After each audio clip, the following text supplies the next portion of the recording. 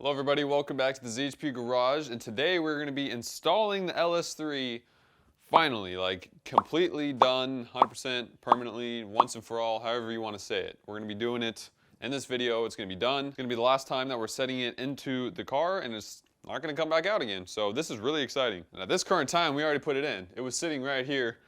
And as you can see, we got the cherry picker right here. But like I said last video, at the beginning of all these videos, I want to cross off something from the list here. But I'm going to be doing that at the end of the video. I'm going to be crossing off two things instead of crossing off one thing at the beginning and then one thing at the end. It's going to be two things I'm going to be crossing off of this list at the end of this video. So stay tuned for that. So before we get into setting the engine and training in here once and for all, we're going to start off by showing the passenger floors going together. Like I said, it was going to be completed by the time this video came out, but I decided just to show it in this video, show you the little process we do when putting these floors in.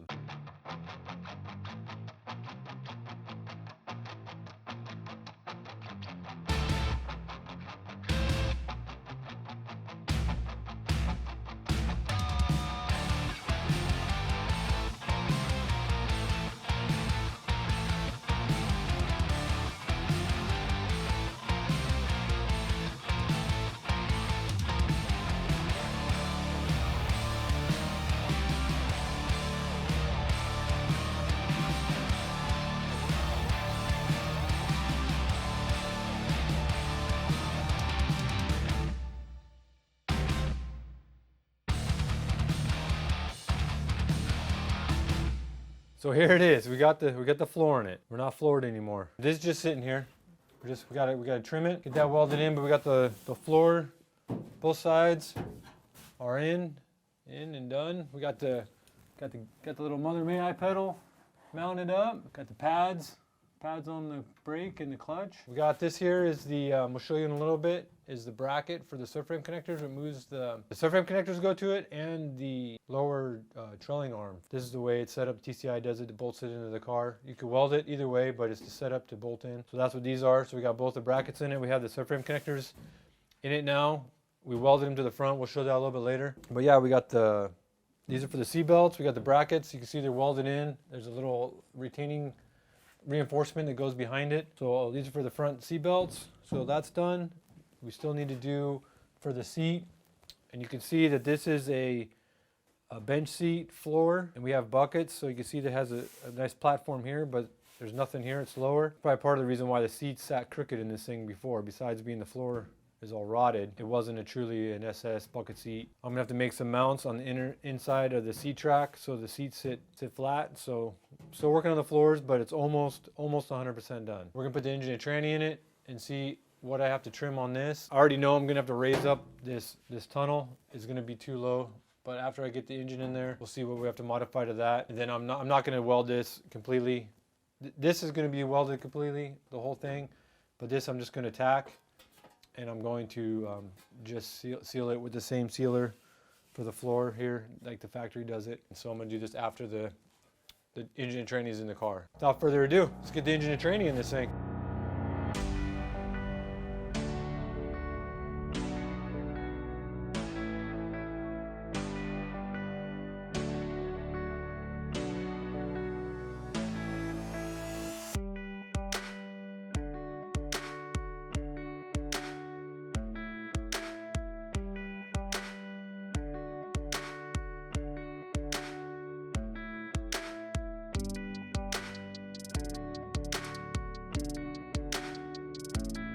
So we got it in.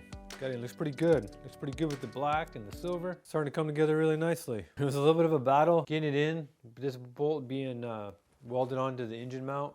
There wasn't much movement, so we had to get this one lined up first. Then we were able to get the driver's one in because the nut you still get to. So we got the engine in it, we got the cross member in it. That's where it's gonna be. Got the fuel lines hooked up here, the feed and return to the little bulkheads. So that turned out trick. So we had to take the steering shaft off again because it goes through this header. So we were able to got the header on it. Had to take the O2 out. I tried to put it in with it in there, but it hit the tranny. So I got the O2 back in it, out and in. Steering shaft, out and in. It's all done. Header's in it. Driver header. This one turned out good to the fact that I don't have to worry about wrapping it. Should have enough enough room. This is the closest part right here, but I think it'll be okay. Far enough away from everything else. Should be no issue with heat from this header, but this header over here is a whole different story. So I want to wrap this one as much as possible, but I want to double check how tight it was to the frame rail. I don't know if I'll be able to do the whole thing or if I'll just come down and stop it where it comes, right where it comes to the frame rail. So I'm going to take out the dipstick here and I'm going to put the header on it, and then I could see how far I'm going to wrap it and how I'm going to wrap it. I'll show you how I wrap it and what I use to hold it. Turns out pretty trick. So let me get this dipstick out of the way. Let me throw this header in here. Put the little center in here for the temperature gauge. It kind of messes with me a little bit. So we're just going to put a couple bolts in it. So we got a couple bolts in here just to hold it so we can get an idea. And you can see right here where there's enough room for the header to go by, but there's not enough room to wrap it. So what I'm going to do is I want to stop right here. So I'm going to start here, I'm going to come down, then once it meets the 4-cylinder here, I'm going to go around both of them. So I'm going to mark a line on the header right here, just with a marker, where I know where the frame rail, where it comes with the frame rail, because I need to stop right here because I don't have enough room. This one won't be an issue. It has enough room to wrap it, but it's far enough away from the starter that I'm not really worried about the heat from it. But this back one here, I'm probably going to wrap. I almost want to wrap this one though, because it looked kind of stupid if I did these two to here and not this one. So I'll wrap this one, these ones together to here, and I'll do this one, same thing to here. But then this one here, I'm going to go down and go around the collector to keep the heat away from the starter down here. So I'm going to put a mark on these tubes so I know where to stop. I'm going to do a line, and I want it straight to the frame rail, because this is going to be at an angle, so I can't have the wrap crooked and then being pinched in there. So I want to stop up enough that it's not going to be in the way of the frame rail. So I'm going to put it on a piece of cardboard because it's kind of a messy. And I got the heat tape here, the heat header wrap. It's like 50 feet, I think, and you want to get it wet. So I got it soaking here in some water. And then I'm going to put some gloves on just because of the fiberglass and insulation, all the garbage in the wrap. I don't really want to be touching it. Ready for the patient, doctor? Going in for surgery. Got my scalpel. So I'm going to go down to here, but I'm going to start on this front tube. And I'm going to wrap this front tube until it meets here. And I'm just going to go stop right here. You can either cut a piece and hope you cut it enough, or you can just deal with it being super long. It's kind of a pain in the butt. So now that it's soaking wet, we're going to start this first one. We're going to take it and start it around here. Start it around. You want to get it on top of itself, but you want to try to get this as tight as possible. So cram it down, and then you got to go super tight with it. Fun part's dragging this whole wad through until you get it to the length you want.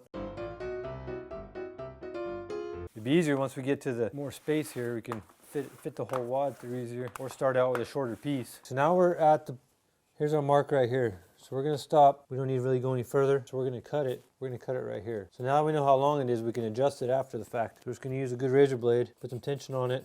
Our scalpel, sorry.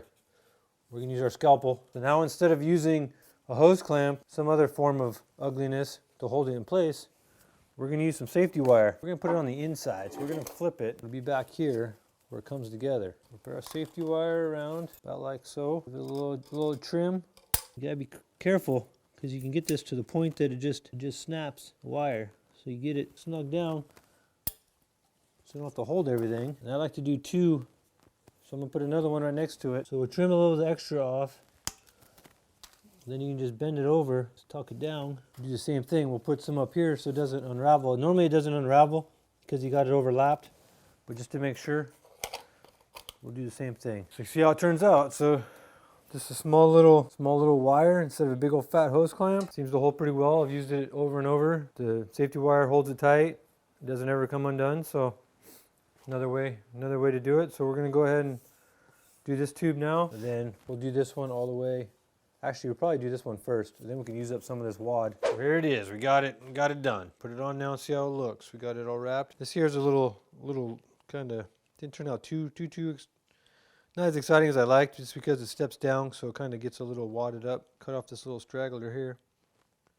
But let's put it on now and see what we got. We torque it down, 18 foot-pounds. That's what we go with here on the header. So now we're going to reinstall our plug wires. You just want to make sure you get a good click. Now we're going to reinstall our dipstick. We'll get a different bolt for this. The one we have is a little much. Oh, wait a minute. I think I have one. Hold on. Oh, yeah. There you go. And I don't know what we're doing next.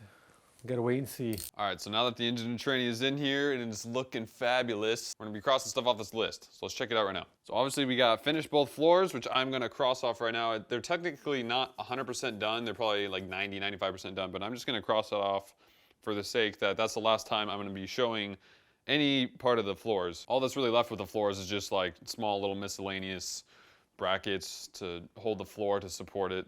But pretty much it's all done. We got the subframe connectors in, we got the cross member in, which we will show in a later video when we get it more complete underneath the car. And obviously we got the engine and trans set in the car once and for all. So we're gonna cross this off as well. Man, getting stuff done, I like it. So next we are gonna focus on, I don't really know what we're gonna focus on. Mainly we're gonna focus on, I think, getting the floors 100% finished, and then we're gonna focus on the passenger side tub and the block off plate. Just try to get all this fabrication and metalwork down to a minimum, you know, get all the serious metalwork finished with.